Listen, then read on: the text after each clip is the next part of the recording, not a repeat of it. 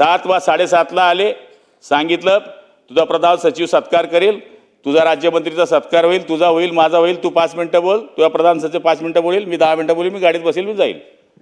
जाताना पोटाला असा थपका मारला, म्हणला याला म्हणता अजित पवार. वेळेवर आलो, वेळेवर चाललो.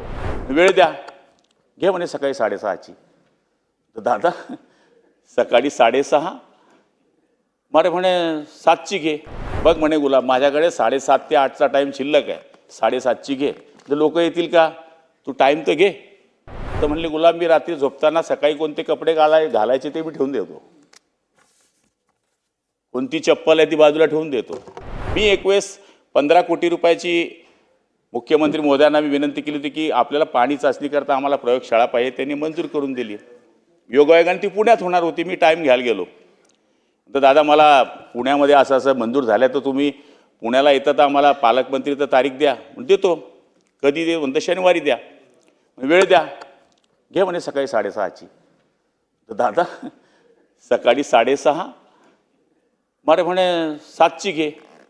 तर दादा मी 12 वाजता पोचेल. बघ म्हणे गुलाब, माझ्याकडे 7:30 ते 8चा टाईम शिल्लक आहे, 7:30ची घे. तर लोक येतील का, तू टाईम तर घे. मी 7 वाजेपासून हजर होतो, मला माहीत आहे अमाऊंट टाईमावर येणार. 900 लोक होते सुधीर भाऊ कार्यक्रमाला, 900. 7 वा 7:30ला आले, सांगितलं तुझा प्रधान सचिव सत्कार करेल, तुझा राज्यमंत्रीचा सत्कार होईल, तुझा होईल, माझा होईल, तू 5 मिनिटं बोल, तुझा प्रधान सचिव 5 मिनिटं बोलेल, मी 10 मिनिटं बोलेल, मी गाडीत बसेल, मी जाईल. जाताना पोटाला असा थपका मारला, म्हणला याला म्हणता अजित पवार. वेळेवर आलो, वेळेवर चाललो. मला नाही वाटत की असे लोक आहेत की जे वेळेवर येत होतात. आम्हाला देवाभाऊंची अडचण नसते, शिंदे साहेबांची तर बिलकुल नसते. आमचा कार्यक्रम थोडा लेट बी झाला तर आम्हाला वाटते काय अडचण नाही, आमचे शिंदे साहेब येणार. देवाभाऊंची अर्धा तास जास्तीत जास्त लिमिट असती, दादांचं तसं नव्हतं. वेळेवर.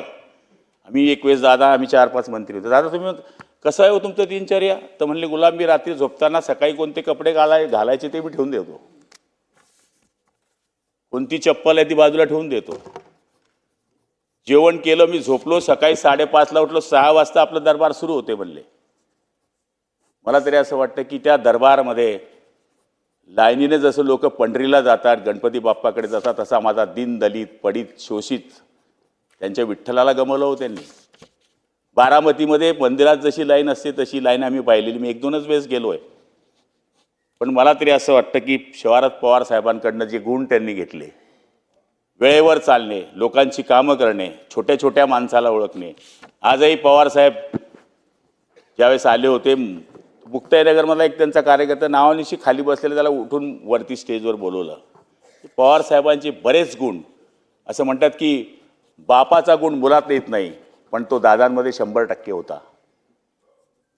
अचानक जाणं हेच भयानक आपल्या महाराष्ट्राचं मोठं नुकसान आहे. असं म्हणतात की लाख मरो पण लाखोचा पोशिंदा ना मरो. आज आपल्या राजकारणातला दीनदलित गरीब लोकांचा पोशिंदा काम करणारा नेता आपल्यातून गेलेला आहे. पंजाबराव कृषी योजनेच्या बाबतीमधला विषय निघाला, त्यावेळेस ते म्हणले की नाही करू शकत आम्ही. कसं काय देणार? म्हणजे 1 लाख ते 3 लाखपर्यंत व्याज माफ असं आपण म्हणायचो. ते म्हणलं नाही करू शकत. त्यांना आम्ही सांगितलं तुमच्या बँकेने तर कधीच सुरू केलं आहे म्हणलं. त्यांचे हे लक्षात आणून दिल्यानंतर मग ती योजना आपल्या महाराष्ट्रामध्ये लागू झाली.